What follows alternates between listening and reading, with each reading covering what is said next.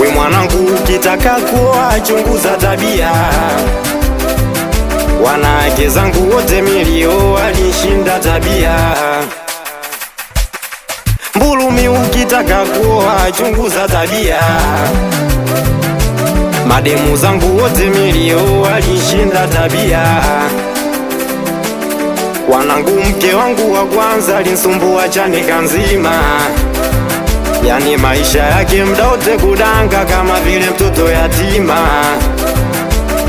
Wanangu, mke wangu wa pili anaishi Tabata bima, huyo haipiti miezi miwili bila kushutwa na vigoma. Wanangu, mke wangu wa tatu kwanza ngoja nisikitike, huyo haipiti hata siku tatu pesa lazima zinitoke. Wakija nyumbani ndugu zangu wanafukuza watoke, yani leo ndo maana pole najuta kwa na yule mwanamke.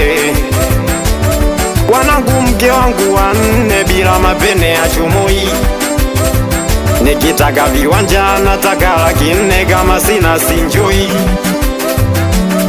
Wanangu, mke wangu wa tano mtoto amnyonyesha kitaka nyunyu.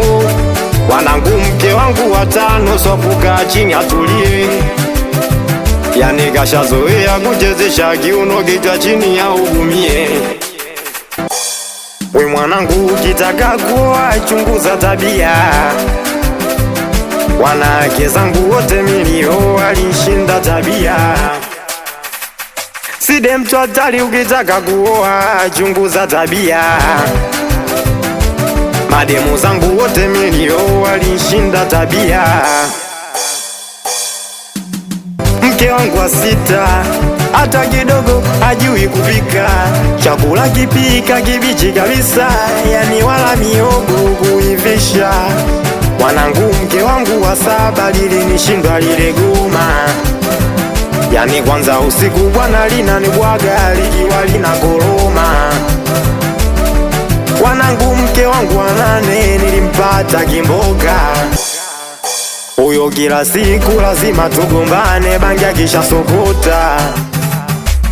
We mwanangu, ukitaka kuoa chunguza tabia. Wanawake zangu wote milio walishinda tabia. Wananizaga pole pole chui hapo, ukiwa na unyama kutoka kwa DJ Side anaitwa Lisa Mkali mzo wa kuvesha. We meneja Kagesa watoto Ilala boma sokoni, weka mkubwa Mbulumi watoto wa Chanika vunja bei anaitwa Sefu mnyama mkali. We Mbazeji chiapa It's Mbaze Record.